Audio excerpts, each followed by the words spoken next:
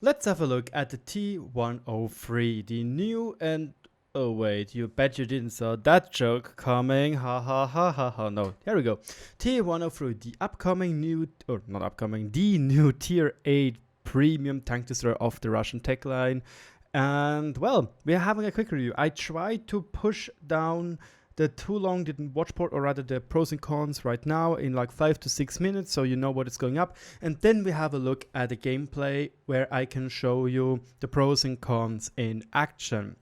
Obviously, I also have to say a big thanks to the Felix, the German community manager, which provided me with a rental code so I could test the tank yesterday for 6 games in total and play today for an additional 12 games.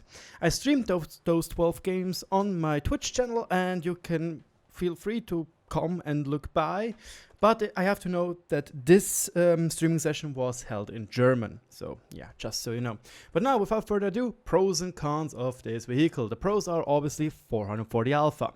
It is also not too slow. 40 kilometers top speed is more or less workable.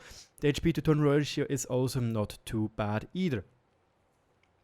The tank is also not too accurate. To be honest, it's surprisingly accurate with 0.32 and only is like 1 off or 0.01 off of the SU-130 PM, which is supposed to be the sniper tankaroo.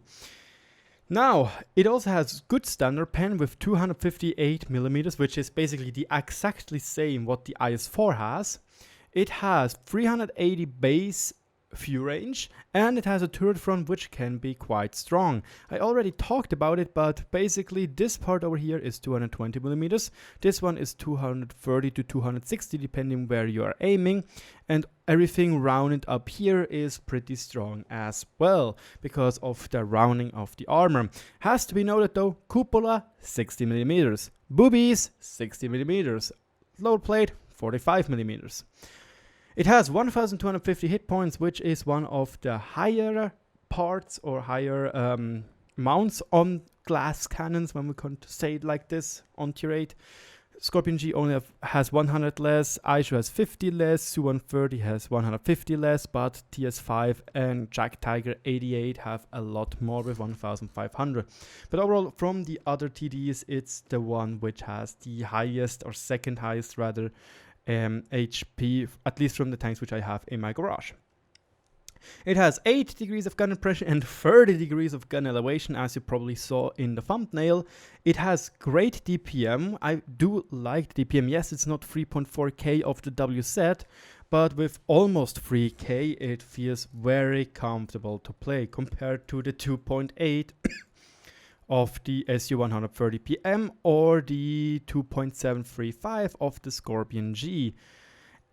Even, well, okay, we have to give him rations to make it acceptable, to give it the same amount, and we are also at almost 3k here, but this one tops out very much. No, it's not a TS5 DPM, no, it's not a Jack Tiger 88 DPM, or a Kanonjak Panzer DPM. Well, the Kanonjak Panzer is actually not that good. Anyway, DPM is amazing, and I'm talking about it in the replay a little bit better because it has a lower alpha, it makes it much more convenient to use. It is a unique machine, and I just want to point this out. It's a unique machine, and it's something you hardly see around at the moment in the game. Plus, it's actually pretty cheap. One last thing, which is a pro, 130mm of caliber, meaning you can easily overmatch anything which is 40mm of armor, and you get additional a helping hand when you have 2 caliber rule against 65mm of armor, if they're actually arsenics. The cons are whole armor is non-existent. Again, already said, boobies 60mm, this is 100, this is 45mm, this is 100, this is 65mm, 100. Yeah, it's non-existent. Aim time is a bit sluggish or slow with 2.02 seconds, but again, I'm not running tank gun rammer, improved gun lane drive. Turret turns very, very, very slow. It feels like a battleship, like World of Warships, like the Russian ships which actually use this gun. The camo is also not non-existent. We have 8.45 with no camo crew, and I looked at it with a camo crew have 12% compared to the Scorpion G with a full camo crew which has 21%. Even a TS5 with no camo crew at all has 19%. Well, this one has less than half of it. Camo is really freaking bad. It's very, very, very, very big. You will see that in the replay if you stay with me. And I do think that rations are kind of mandatory to make this tank work better. 10% on everything feels very comfortable and also gives you the edge with this great DPM. AP as premium and standard rounds is a problem because it is very, very, very, very slow. 870 meters per second is super slow. Also, on 500 meters, the premium AP loses 37 millimeters of penetration, while the standard AP only loses 8, meaning at 500 meters, you only have 20 millimeters more penetration. And lastly, one problem compared to the Scorp G and the Su-130PM and even the iShoe, it has a small alpha of only 440, but then again, 440 is not too bad. Now you also again see the TLDW of all the pros and cons, where meanwhile I have to say, all things considered, it is a tank which needs skill to play. It is a tank though I surprisingly had a lot of fun playing because you can snipe, but when you play properly, you can actually play aggressive with this tank, which we are going to look at in the replay. Plus, it is also a pretty darn good crew trainer, as you have, well, the same crew layout as a tier 10 TD, or above tier 10 Zuccabliate TDs, the Object 268 and the Object 268 version 4. I do recommend, though, to lean towards this 268 version 4 crew because this one doesn't have camouflage or shouldn't go for camouflage because this tank doesn't need camouflage either. When you have a full camo crew, you barely get 16 meters more range before you get spotted. It's really, really, really bad.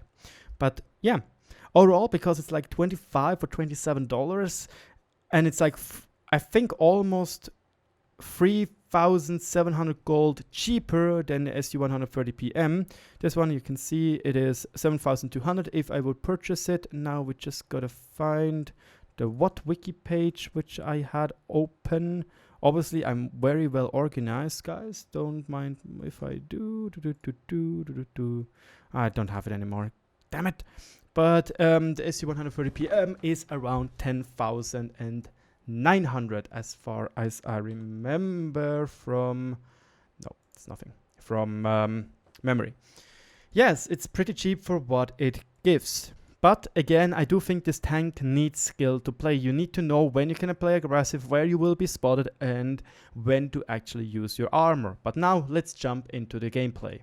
So here we are on the map Malinovka on an encounter battle, and we got very, very, very, very lucky as we are the top dog of this game in a 5-10 or at least a +-1 matchmaking against tier 7 tanks. And the first thing we are going to do, we are not going to play Sniper Schnitzel, we are going to actually play aggressive and use those 8 degrees of gun depression as well as those nice turret armor. And now you can see though, look at that. Indian Panzer shouldn't be big problem to catch up to us, but the AMX M4 is like racing us up to the hill, and it feels actually a little bit weird if you just see it. So there we go. Now we have everything back in the game. It kind of feels weird, and the first guy which gets spotted is the FCM 50T. We slowly aim in roughly and give him a nice greeting gift of 455. We got lucky that he just clipped the edge of this weak cupola, meaning he will bounce because of auto bounce angles right there. Again, I'm playing now aggressive, and this is just because of the fact I wanted to try it. There is no artillery because artillery usually tends to do not only a poop on you, they also piss on you and they laugh at you, and they are just so happy to shoot at you. Now we are shooting at the I don't know, the Tiger 2. I want to make a funny meme about it, but apparently it's only in the German version of the video. But anyway, yeah, we got him. Sadly we bounced because we didn't hit the well, flat spots of the turret, and now we are searching for opportunities to maybe pen up front plate. Shouldn't be a problem, but sadly enough we hit the small spot of the upper front plate, which is spaced armor. But now through the turret, bye bye Tiger 2, and we got our first kill of the game. We also got an enemy T-103 in the enemy team, so we gotta watch out for that, but so far it looks pretty decent. We are bouncing shots left and right, and this is due to the fact because I simply don't hit the cupola. Even though it's weak as frick, we still got lucky. And now look at that, nice, well, decently snapshot, and it's good to go. The good thing is the tank is not too fast and the turret turns very, very slow, and with the skills which allow you to make better snapshots, it is fairly accurate on the move. But please note the 8.86 seconds of reload time for 440 alpha. And this is what I mean, not only do you have a better DPM than a Su-130 and Scorpion G, you also just have this volume of shots you can pump out left and right into the enemies. And this just feels absolutely amazing, because you can do some weird awkward shots without caring too much, because, well, what should happen? You are reloaded in 8.86 seconds again. You can easily do snapshots and hope for the best. Now we are trying to penetrate the enemy T-103. Sadly enough we bounce, but he bounces back, and here you're not even properly aiming in, driving backwards, and boom, 508 into the face of the Scorpion G. Again, backward speed, you might saw it back there, it's really, really, really slow. But here, a nice shot into the cupola of cute little Sturmpanzer, and it's bye-bye for him. Also, about the HE, I missed to talk about it. It's, well, obviously I can't show it to you for some reason, which I don't understand why. There we go. 65mm of penetration is good, not too bad. 580 alpha is a little bit meh for the caliber which we have. Like Su-130 PM, which has the same caliber, has around 620 if I'm not mistaken. But yeah, that's how it is. I tried to hit the side of the turret beside the gun mantle to penetrate the T-29, but it didn't work. Yet we already bounced 3.5k damage because we, well, hit our hole perfectly. There, sadly, the E25 penetrates us with APCR. Again, those parts very weak, obviously. And I don't really see where he... Oh, on the turret here, yes. Turret side is not strong either. Maybe against your 6 tanks you can bounce because it's 165mm of thickness, but it's definitely not too good right here. Now, well, the gun bloom is a little bit harder when you drive down so fast. But ooh, maybe you can get the T-3485, 100, nope. But the T-28 heavy tank concept gets a nice little greeting for the warrior medal through his gun mantlet. Again, 258mm of standard penetration should be more than enough for tier 8, tier 9 tanks, because don't forget, it's basically an IS-4 gun on a tier 8 TD with better DPM than an IS-4. Nice little shot into the E25 for 449 damage, giving us a total of almost 3.5k damage. The top damage I got in a game was in a tier 9 game, where I was able to just pump out DPM left and right, and was around 5,000 damage, which felt epic, to be honest. I even invited the Indian Panzer for the awesome medal of Brothers in Arms, and now be prepared to see RagingRaptor be Derpy Raptor, because I don't know what was wrong in my brain. Look how I am aiming. I'm aiming at the side so I would hit his upper front plate. Like, what am I doing? But yeah, nevertheless, it is over for him, and he got finished off by our team, and we can be happy about that game. You can see the turret being quite scratched, and when I see this tank like this with those scratch marks, I honestly have to say I was thinking for a long time how or what tank I could compare this tank to, and I think it is the T-34 and T-30, but everything pumped up to the extreme. It is sluggish, more sluggish than the T-34, I think. It has a much worse hull than a T-34. It has much more obvious weak spots than a T-34. It has a much better DPM than a T-34.